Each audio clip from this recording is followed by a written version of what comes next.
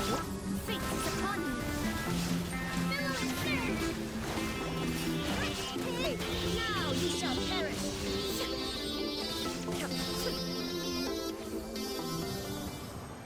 See you later, Euphrasie. Speaking of Euphrasie, we got a lot to talk about today. So, what's going on, guys? My name is Mike, and welcome back to some more Genshin Impact. Today is a big day for every Charlotte lover and Furina lover like myself, because earlier this morning we got our first look at the drip marketing for both Charlotte and Furina, and I just have to say right now, I am pulling back on my previous statement from the last video, where I said I was probably going to throw a 10 wish at Nubilet, see if he came home. I'm not going to be risking anything. I am going to make sure that I get both of them next patch. So I will be sadly kind of skipping out on 4.1 in terms of wishing. I think it's just mostly because I've been kind of frothing at the mouth to just throw some more primos at the gacha again. But, you know, I really want Charlotte and Farina over anything right now, compared to all the other characters in the game. We'll see how far apart Navia is from them in the upcoming patches, because now that we have confirmation that Farina and Charlotte are showing up next patch, and I want them 100%, I could likely possibly save for Navia now at this point, maybe. Like, we'll have to see. But there is a lot of things to consider, particularly in Furina's case, because I'm looking over at the Twitter post that Hoyoverse kindly put up late last night, and it states here, it's just a small little passage: one lie always follows another, and so justice awaits inescapably at the end. The ignorant see this as some kind of farce, but if they trace back to the source, they inevitably realize that they began by deceiving themselves. A quote by A Disordered Fable Left in Someone's Dream by Mage N. And if anyone is at all deep in the lore, it frankly is a bit of a strange pull, you know, not very surface level. But if you are familiar with the Hexen circle at all, we know that the N designation for a person in this world refers to a Hexen Circle member going by the name of Nicole, which is pretty interesting, not only just because she's an interesting character in concept, but also because she has relation to Alice, Klee's mom, and we don't know a whole lot about Alice either, and she seems to be... It's likely that she herself is also probably an Outworlder of some sort as well. Not Outworlder, Outlander. I'm getting my terms kind of jumbled up because I've honestly been watching a lot of Mortal Kombat 1 stuff in my free time lately. So Outlander, Outworlder, same thing, not from Earth. Or in Genshin's case, I guess that would be Teyvat, right? Yeah, not from Teyvat. There you go. But in any case, at the very least, we have some sort of fable-covered tie to Furina, written by Nicole from the Hexen Circle. As far as I know, up to now, we have not had any ties of Furina to the Hexen Circle in any way. They've kind of been their own separate thing. Aside from, presumably, just purely speculation right now, the fact that likely Ryan's was part of who gave birth to whatever LNS can be considered to be at this point, whether if he was the Hydro Dragon or not. So Ryan's is part of the Hexen Circle. I believe her designation is R. Seeming correctly assumed, very likely, because, you know, R, Ryan's and N for Nicole. I believe Klee's mom Alice is designated A amongst all of them. There is a couple of weird ones though, so it's a bit of a leap in my memory right now, but I could always look it up later, I suppose. Furina right now really is just kind of the most interesting character of the two, just because, number one, she is the Archon, so I guess that is kind of expected, but also because Hoyoverse made it seemingly important to drip market her with a quote seemingly from someone in the Hexen Circle, which, as far as my knowledge on the Hexen Circle and anything related to it, I myself don't have much in the way of that, really, so it is a bit of a weird reach. That's not to say I'm not excited or don't care. Obviously, I am. I want to learn more, and I think that's part of what makes that's what makes Genshin and a lot of other story-related games, very story-driven games, so interesting, because you get wrapped up in the mysteries and you want to know all of the explanations and what there is to know about what is driving all of these characters to act and things like that. It's not unlike something. Apologies for kind of like the quick jump here, but you know, I've played Call of Duty Zombies a lot throughout my life, most of my life actually, and the zombies story back then was a lot more mystical and left a lot up to interpretation, at least in the moment. A lot of it would get explained later just to help flesh out the story, but it was a lot of that early mystery that made it so interesting, and I think Genshin definitely has a huge leg up in terms of its storytelling like that. You know, having a lot of these sort of story threads that aren't obvious to people outright, it leaves a lot for a lot of the lore theorists to kind of chew on and predict what's coming up next. And at the very least, for people like me who maybe don't want to put in a lot of the effort for kind of creating a bunch of lore theories and things like that, to at least start trying to put pieces together and at the very least kind of come up with explanations for what's happening in front of our faces right now. Like, we don't know what Furina's actual relation to all of the people in Fontaine is, how powerful she truly is behind her facade, if she really even is, you know, kind of like a full-on Archon at this point at all. You know, by definition, she is obviously. Hoyoverse strip marketed her with, instead of vision, it says Gnosis, so she is the Archon. But I think we can all kind of agree that at least right now, as far as 4.0 is concerned, you know, it is seemingly the case that, you know, Nuvalet kind of does run things a bit more himself. And it goes back to the 4.1 trailer that we got during the special program about a week ago, where, you know, Furina is begging not to be killed by who? We don't know. Not yet, anyway.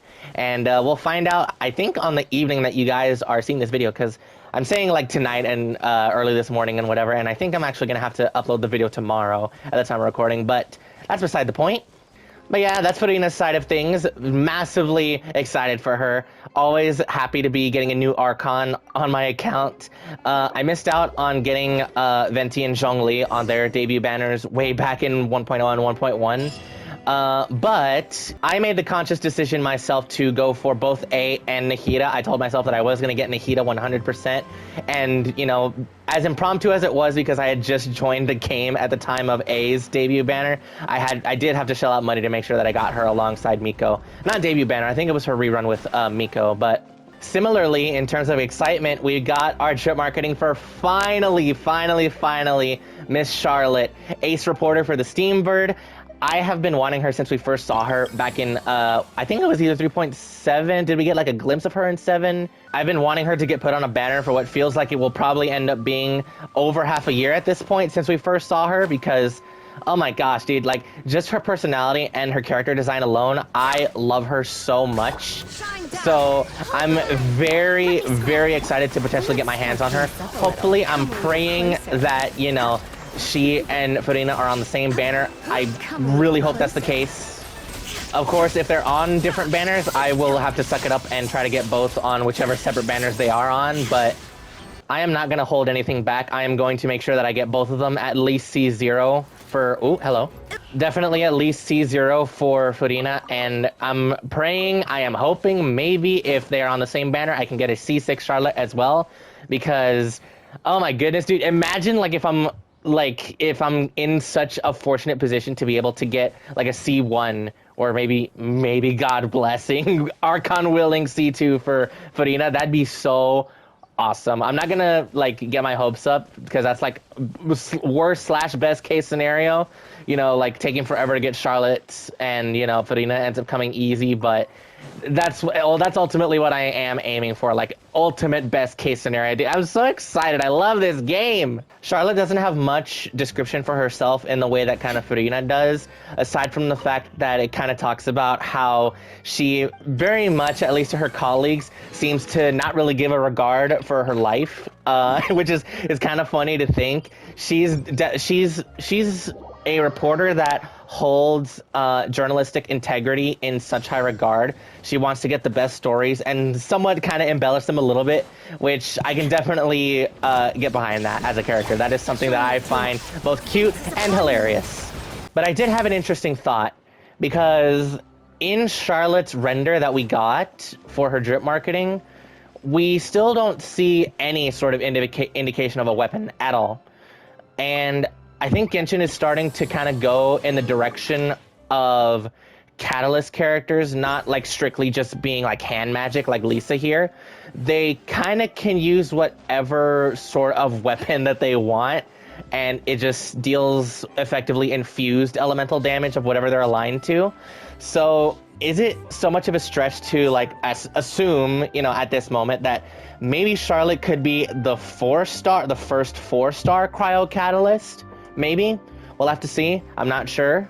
I find it cute and adorable that, similar to how Kaveh has Maroc, Charlotte, I believe it's in reference to her camera, she calls him Monsieur Verit. Monsieur Verit. So who knows, maybe similar to Kaveh and Maroc, her camera can somewhat be intertwined with how she attacks. It's going to be interesting to see her kit at the very least, and I'm very curious to see what it is, because, well, regardless of what it is, though, I'm going to be pulling for her 100%. I am definitely a part of the group of people that just pulls who I want to, not because they're strong or weak or otherwise. I'm also very curious to see, like, just a lot of the implications maybe that could come about in relation to Furina when we get the 4.1 Archon quest here in about 24 hours. I just want to know what her relationship is with the previous Hydro Archon, which I believe her name is Agaria. If it's anything to go by with some of the World Quest lore that we've been getting, as well as I think the actual name drop from the Overture teaser that we got probably a couple months back now, actually, before Fontaine's release. Oh my gosh. Fontaine still definitely has a ton of secrets that we definitely, as followers to the story, need answers to. And I'm really hoping that we can kind of get something going when the Archon quest comes to a close. And I feel like potentially maybe things will become a lot more straightforward once we get to Natlan. It's definitely a hard toss-up, though. I say that mostly because we just haven't really seen or heard anything about Natlan in, like, ever, really? Like, have we even heard anything in regards to how Natlan is doing right now? Because, like, you know, we've been getting Sumeru drops since Mondstadt was a thing, and Fontaine started happening, I think, when we got to Inazuma, but there has been nothing on Natlan since the game has come out, as far as I'm aware anyway. I think Natlan is definitely the one region that we know the least about, because we at least know a little bit more about Snezhnaya in regards to how the Tsaritsa treats her people, what the sort of influence the actual Harbingers and the Fatui overall have over the region, and pretty much all over Teyvat as well. We know little to nothing about Natlan, aside from the fact that it's just kind of a war-torn nation right now, which maybe that's part of the reason why that we don't know much. They're just too busy kind of fighting amongst themselves, but, you know, I figure at least we'd probably get something. Anyway, we've got a lot to chew on when it comes to just the Archon quest just kind of starting to hit its climax, and then already getting into the swing of things for the conclusion coming up with Furina's release in 4.2, as well as Charlotte finally being playable. I cannot express how excited I am about that. I've been waiting for her for so long, and, you know, I'm honestly just here along for the ride when it comes to the story, really. You know, I can kind of theorize and talk about all I want to in terms of that, but ultimately, I'm just here to kind of watch the story play out. I am just in the audience stands. I am watching from the sidelines. All of the things that Farina would probably use as metaphors for this. But wow, dude, I'm excited to see what's going to come of all this, genuinely, because wow, man, I love kind of just seeing all of the reactions and the experiences that everyone kind of has when it comes to talking about Genshin, especially when a new region's main story is coming to the big climax of everything. It's very, very interesting to see. But I think we'll go ahead and leave things there for today. Not much else to talk about. We've just got the big patch coming up, and perhaps I'll also record a video relatively quickly after this one. I'm not sure if it'll get uploaded as quickly, but we'll have to see, just because it's going to be a new patch. And dude, I'm at the very least going to give Nuvela a shot in his trial run, because you know, he was cool, and he had me for a second there. He had me in the first half, can't lie. But as soon as I got the realization that, like, you know, 100% totally at this point, both Furina and Charlotte are showing up next patch, I am not leaving anything to chance. I'm going to make sure that I have the Primo Gems to get them 100%. But with that being said, thank you all so very much for watching and listening to me ramble about all of these things in regards to both of the new drip marketed characters. If you guys did enjoy and you have a lot of this love for Genshin that you share alongside me, please be sure to drop a like. I'll definitely be covering a lot of the day one stuff when the patch comes out, roughly in about maybe 8 hours by the time you guys are seeing this video, potentially. But yeah, I'll be right alongside you guys, and dude, I cannot wait for 4.2. Now I know 4.1 is literally just starting, but I can't wait for 4.2. I want 4.2 more than anything right now. Dude, those two are the characters I've been waiting for since Fontaine like started getting shown to us. I've been wanting Charlotte, and I've been wanting Farina. And I'm so excited, dude. I love this game. But yeah, like I said, we'll go ahead and leave things there for today. So once again, thank you guys for sticking around, and I will catch you all in the next video. Peace out, everybody.